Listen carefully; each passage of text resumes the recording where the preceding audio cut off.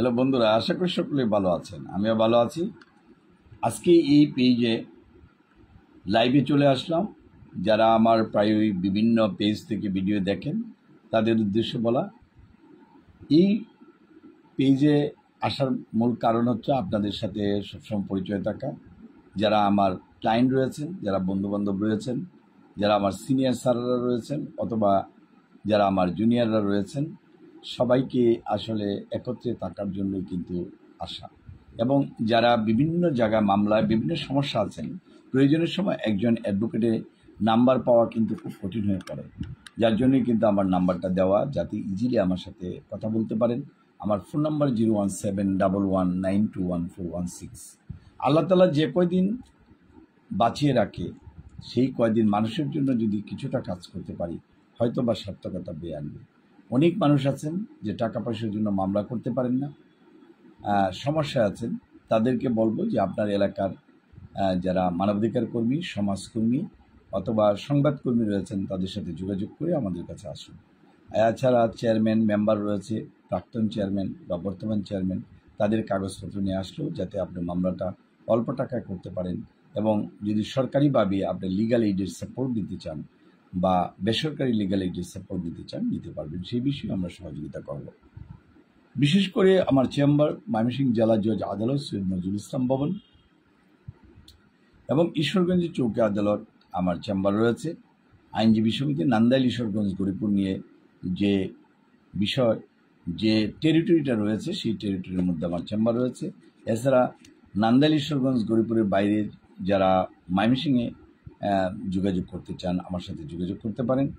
আমার চেম্বার সৈয়দ নজরুল ইসলাম ভবন, নান্দাইল ঈশ্বরগঞ্জ গরিপুর, ফুলপুর, ফুলবাড়িয়া, তারাকান্দা, হালুয়াঘাট, মুক্তাগাছা, দুবাওড়া এবং ত্রিশাল, বালুকা, গফরগাঁও থানার ভিতরে যারা রয়েছেন, সেই টেরিটরির ভিতরে তারা কিন্তু যোগাযোগ করতে পারেন।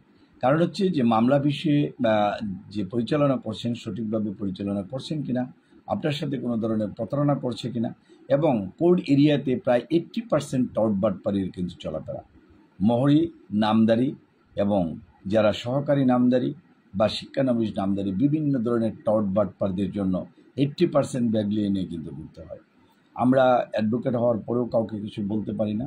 আমাদের চোখের সামনে দেখা যায় অনেক ঘটনা ঘটে, কিন্তু আমরা যদি সবাই ঐক্য হই এবং তাহলে কিন্তু সম্ভব। সুতরাং কোনো যদি কেউ আইনজীবী আপনাকে এরকম ঘুরায় বা আপনার সঠিকভাবে টাইম, তারিখ কোনো কিছুই জানেন না এবং কখন কি সেগুলো বুঝতে পারেন না, আমাদের সাথে যোগাযোগ করুন, আমরা সহযোগিতা করার জন্য চেষ্টা করব।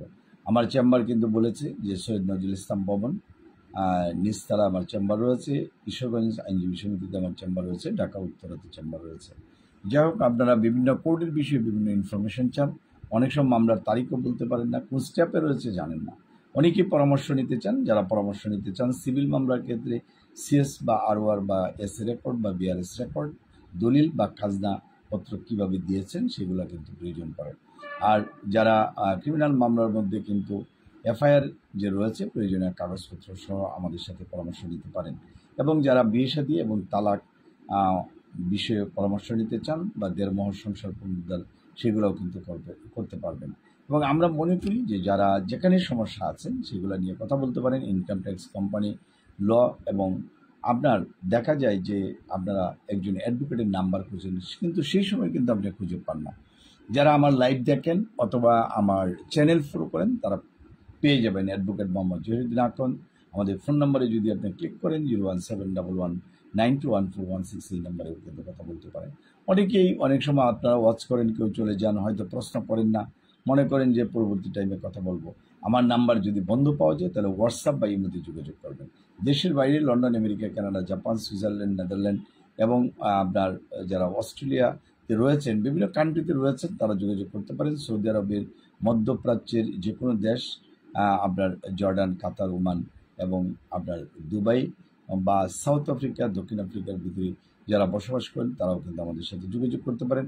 ময়মনসিংহের মধ্যে যারা অন্যান্য ডিস্ট্রিক্টে বসবাস করেন বা বিভাগীয় শহরে বসবাস করেন, সিলেট, চট্টগ্রাম এবং ভোলা, পটুয়াখালী, রংপুর, দিনাজপুর, রাজশাহী এবং আপনার সাতক্ষীরা এবং খুলনা অঞ্চলে যারা বসবাস করেন, তারাও যদি কোনো এই এলাকায় সমস্যা থাকে আমাদের সাথে কথা বলতে পারবেন।